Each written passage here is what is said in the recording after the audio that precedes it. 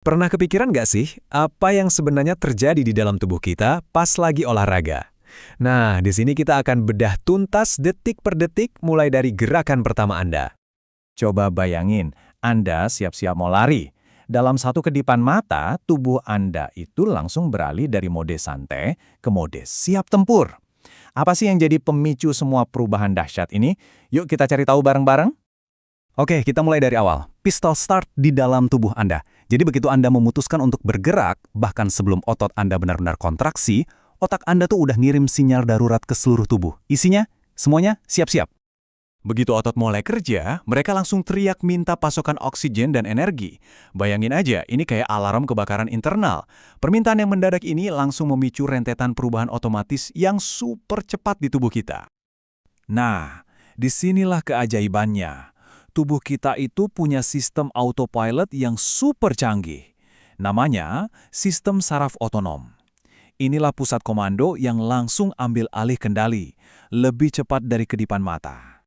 Biar gampang, kita pakai analogi mobil. Sistem saraf simpatis itu pedal gas Anda.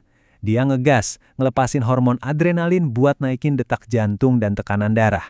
Di saat yang sama, sistem parasimpatis alias pedal remnya langsung diangkat. Jadi remnya dilepas, gasnya diinjak. Hasilnya, jantung berdetak lebih kencang tanpa ada yang nahan. Oke, itu tadi respons super cepatnya.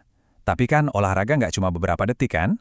Nah, gimana caranya tubuh menjaga performa dalam jangka waktu yang lebih lama? Disinilah tim pendukung di belakang layar masuk. Sebuah sistem hormonal yang kerjanya lebih lambat, namanya RAAS. Tugasnya, memastikan mesin tubuh kita tetap stabil. Cara kerjanya pinter banget. Pertama, ginjal kita ngasih sinyal. Sinyal ini memicu produksi hormon kuat yang gunanya itu kayak ngatur tekanan air. Hormon ini bikin pembuluh darah sedikit menyempit, biar tekanan darah tetap terjaga. Tujuannya simpel, mastiin aliran darah yang kaya oksigen bisa sampai ke otot dengan deras dan lancar.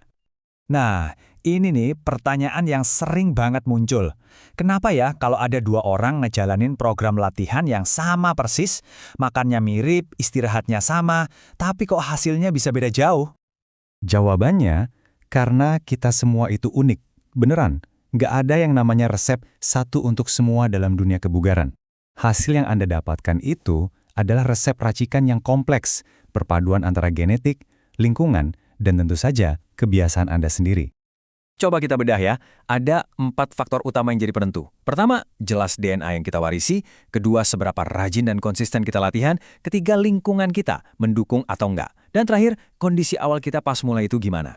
Dari semua faktor tadi, ada satu yang perannya, gede banget. Siap? 68%. Yap, penelitian nunjukin kalau hampir 70% dari potensi kebugaran jantung dan paru-paru Anda itu dipengaruhi oleh genetik. Itu angka yang luar biasa besar loh. Eits, tapi tunggu dulu. Jangan langsung pesimis gara-gara genetik. Gen itu ibarat potensi dasar, tapi yang membuka potensi itu ya usaha kita. Latihan yang konsisten, lingkungan yang mendukung, bahkan olahraga itu sendiri ternyata bisa mengubah cara gen kita bekerja. Keren kan? Jadi kita tetap punya kendali penuh. Sekarang, yuk kita bahas momen itu. Momen di mana napas sudah ngos-ngosan, otot rasanya kayak kebakar, dan rasanya udah nggak kuat lagi.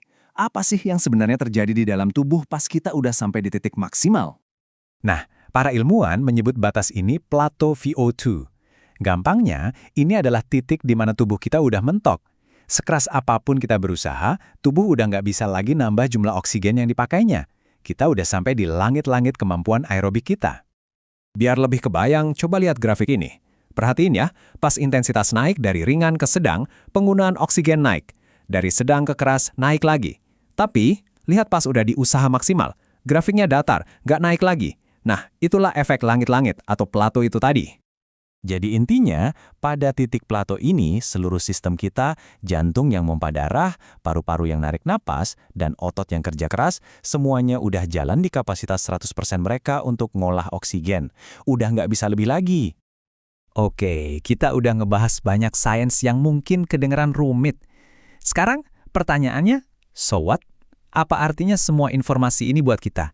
Buat latihan kita sehari-hari? Jadi, ini rangkumannya. Pertama, tubuh Anda itu pinter banget. Dia punya sistem otomatis yang canggih.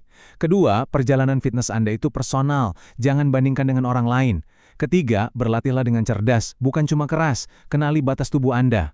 Dan yang terpenting, setiap tetes keringat itu adalah investasi buat kesehatan Anda di masa depan. Kita udah lihat betapa luar biasanya mesin di dalam diri kita. Sekarang, Anda tahu sains di baliknya. Jadi, pertanyaan terakhir dari saya, dengan pengetahuan baru ini, apa langkah pertama yang akan Anda ambil?